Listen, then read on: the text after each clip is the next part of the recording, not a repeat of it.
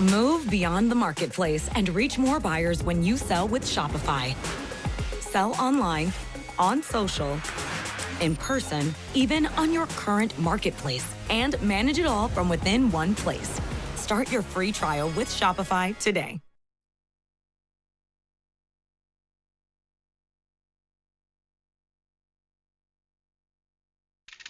As you can hear, every single click comes through the microphone.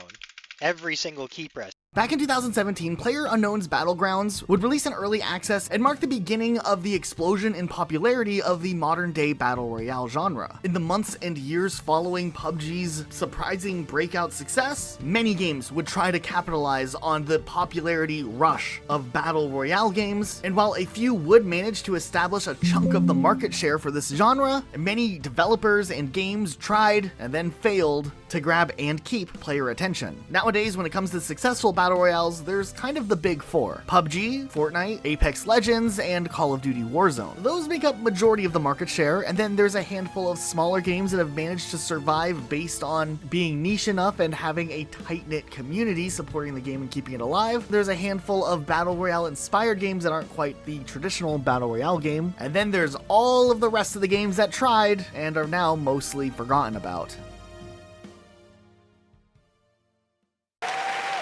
Yeah, we put a Battle Royale in Fallout 76. Yeah, this was a really weird time. This is 2019 E3, and Fallout 76 is like coming off of the heels of probably one of the most disliked Fallout releases that Bethesda has ever put out. At launch, Fallout 76 was in a really bad state. The game was criticized for having this barren world where there weren't NPCs to interact with. The game was very bare bones and janky, and just the jump to live to service didn't translate as well as fans had hoped Fallout 76 would be. So at the next E3 after the game's release, it was Bethesda's turn to show that they had heard the fan feedback and they were pivoting the game to make it better. The presentation wasn't a complete disaster. They did announce a lot of big, meaningful changes that would mark a turning point for Fallout 76. Fallout 76 had its own myriad of problems already. An announcement for a Battle Royale was weird.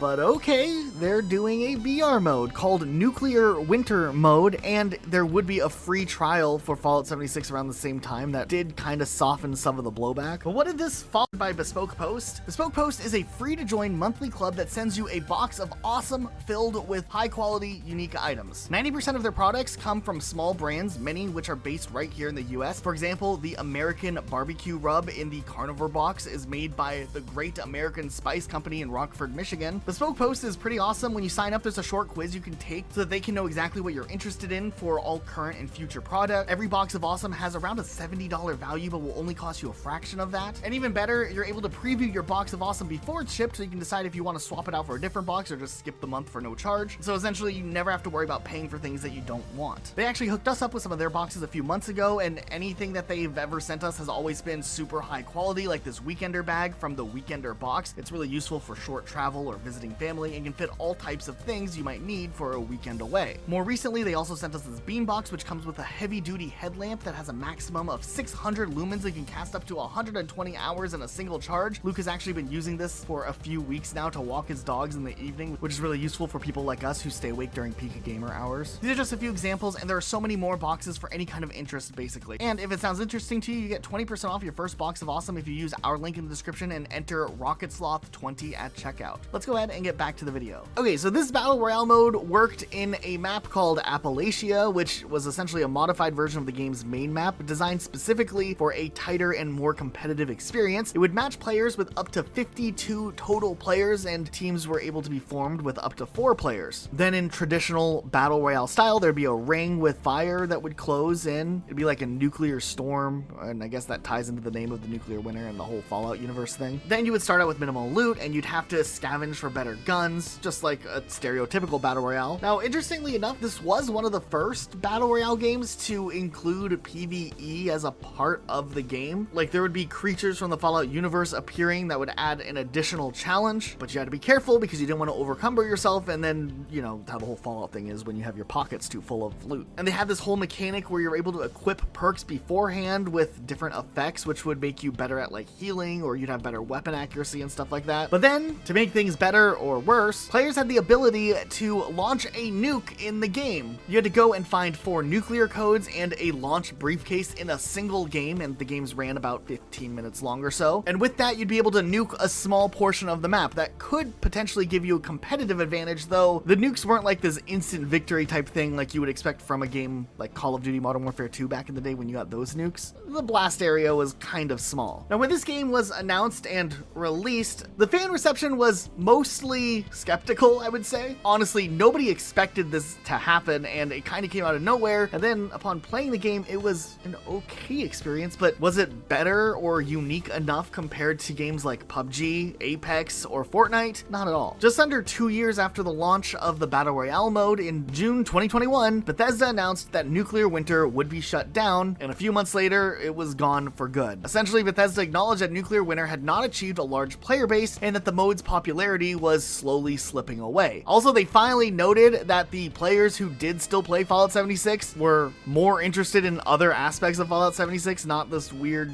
game mode that was kind of phoned in. So, of course, Bethesda claimed that removing this feature would allow more resources to open up for them to work on other parts of the game, probably more important parts of the game. I mean, the Battle Royale was fine, and I'm sure a lot of people had fun with it, but up until this point, other than Elder Scrolls Online, I guess, Bethesda's main franchises were always known for single-player experiences, and this random step into a more multiplayer experience with a bad cooperative online mode with Fallout 76 at launch, and then this weird BR mode, it was a weird call nonetheless. They weren't the only ones just randomly trying to add a Battle Royale mode into their established universe to try to get a slice of the gamer pie with the Battle Royale mode. Let's talk about Call of Duty.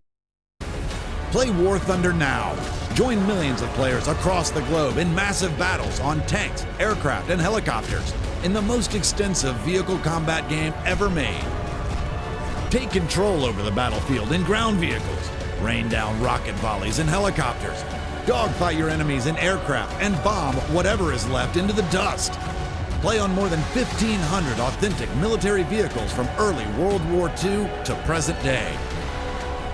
Experience the transition from historic biplane fighters and iconic World War II tanks to supersonic jets and modern battle tanks fighting alongside attack helicopters. Upgrade your vehicles, customize their appearance, and level up your crew to become the best commander on the battlefield. Download War Thunder now for free on warthunder.com, your PS4 or Xbox One.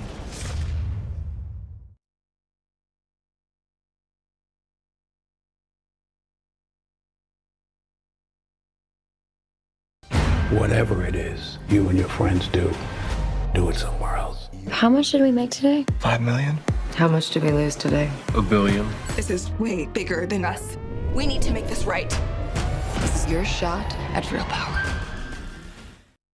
Black Ops 4. Man, it must have been really challenging to be a developer at Treyarch during the development of Call of Duty Black Ops 4. That interest in a Battle Royale mode just kind of came out of nowhere, and Activision knew that they wanted Call of Duty to capitalize on the success of Battle Royales in one way or another. They needed something ASAP. So despite the fact that Black Ops 4 was already well underway in development, Activision stepped in and wanted to turn the ship hardcore to make sure that the game could launch with a Battle Royale mode. That meant the entire campaign that was planned for Black Ops 4 and already well into development would get cut and canceled in favor of having the developers working on the campaign side of things to reallocate their focuses to getting a Battle Royale mode ready for launch. And honestly, all things considered, and with all of the games we're going to talk about in this video, Blackout wasn't all that terrible. Of course, nowadays, looking at Blackout compared to more modern Battle Royale games, yeah, it definitely was built in a short amount of time and did not have a lot of regular content updates and features that would keep player interest alive. But the first couple of months of Blackout were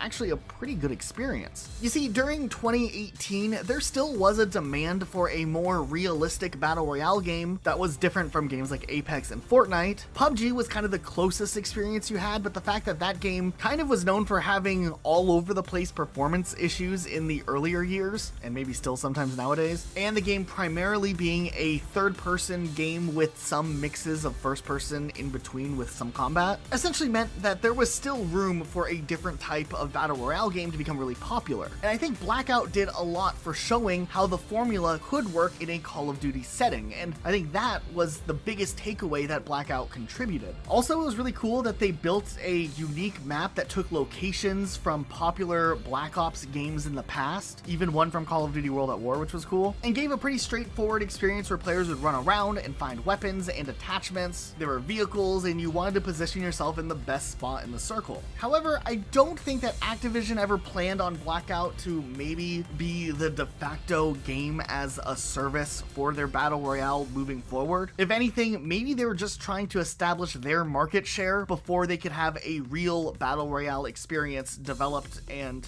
built out for the masses. Blackout lacked a lot of very important features that would have maybe established Blackout as like a longer term experience. First of all, the game was paywalled, so you had to buy Call of Duty Black Ops 4 first before you would have access to the battle royale game, which already was a pretty steep entry level compared to games like Apex and Fortnite that were free. And while crossplay wasn't as commonplace back in 2018, the lack of crossplay definitely didn't help in the later years of Blackout's life, as finding a game in some platforms could be harder than in other platforms. And then lastly, the updates for Blackout were really slow, and when they did finally release some sort of content update, it was kind of a minuscule change to the regular gameplay experience. They did eventually add a new map to Blackout, Alcatraz, which was a cool addition, but by the time that this actually released, interest in Call of Duty Black Ops 4 was already fading fast. The game itself just wasn't built to support the demand of updates that Battle Royale games typically need to have in a rather frequent manner. Fortunately though, Blackout laid out some great groundwork, and a lot of these issues would be addressed when Call of Duty would release its follow-up Battle Royale experience as a free-to-play game in March of 2020 with Call of Duty Warzone.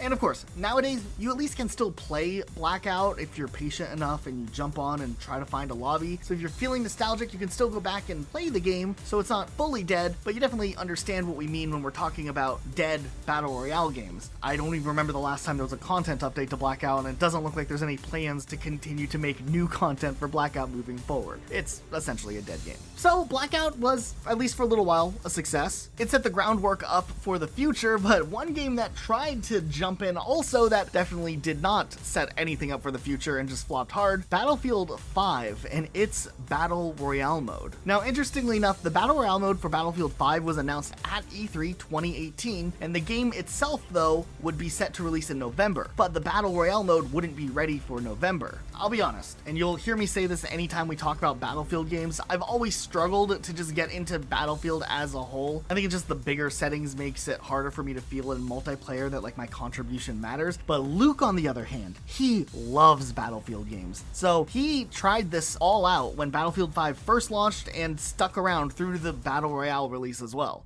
And honestly, when they announced the Battlefield 5 Battle Royale mode at E3 2018, I was pretty excited for it. I always loved Battlefield's gunplay, and I thought a BR centered around that gunplay could work well. And during the announcement, they did say that the Battle Royale mode would not launch with the game, but shortly after, which to me, and I think many others, made it seem like it would be coming in a couple weeks after launch.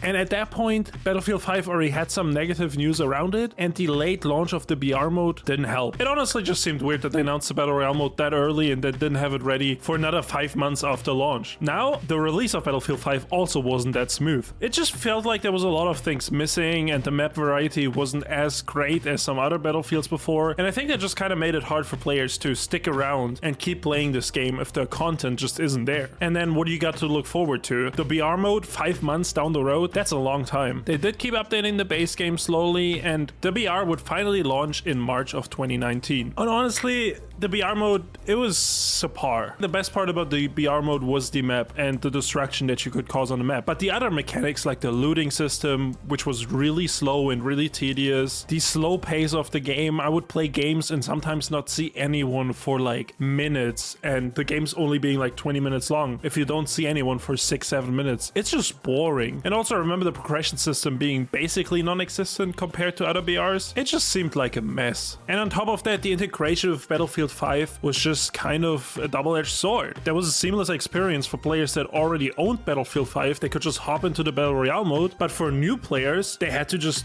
straight up buy Battlefield 5. And there's a reason most Battle Royale games are free. And I think that reason just comes down to it is easier to fill up these big lobbies if your game is free to play, and you can keep a bigger player base because of it. And Battlefield 5 Firestorm did not have any of that. The wait times have always been long. I mean, you can still find games nowadays, but you'll be waiting for a while. And while I don't think Battlefield 5's Firestorm was awful, I just think it didn't deliver enough to make it stand out. And I think Battlefield players at the end of the day just want to have a true Battlefield experience. They don't want some extra BR mode or some Tarkov-style extraction shooter like the new one has. They just want the base Battlefield experience. And it seems like every time they don't deliver that, players just reject it. Then there are a couple of other games out there in the Battle Royale genre that released and technically then would fall off pretty hard. Nintendo had Pac-Man 99 on Nintendo Switch, which was a really interesting idea. It took the whole concept of Pac-Man and had everyone competing against each other in this epic battle royale. It kind of was like Tetris 99, but this time around it was,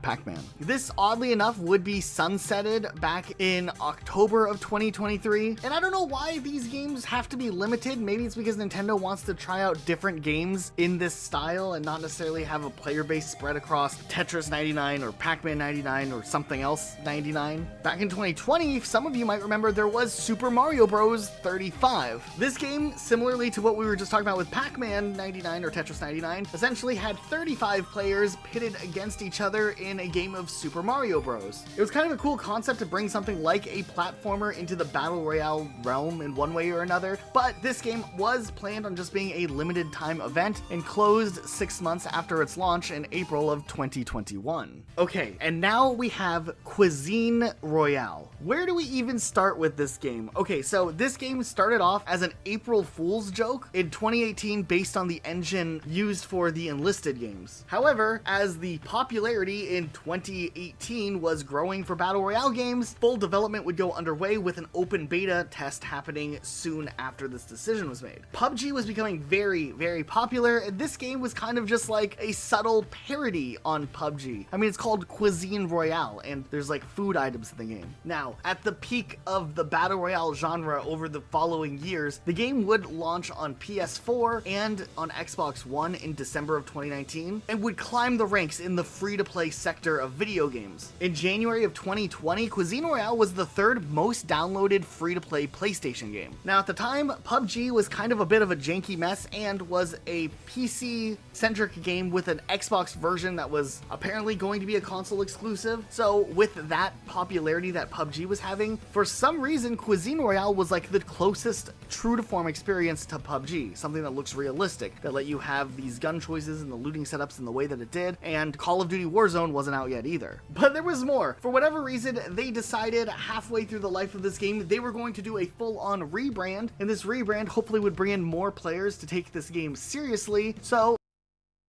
get your business up and running with Shopify, the commerce platform designed for entrepreneurs.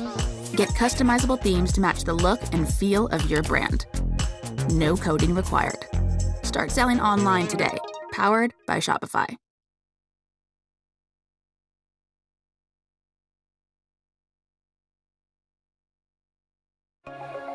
Let's talk about the areas you can get treated with Botox Cosmetic and the Juvederm collection of fillers, and what makes them different. I had no idea that there are different types of Juvederm fillers that are specifically designed for different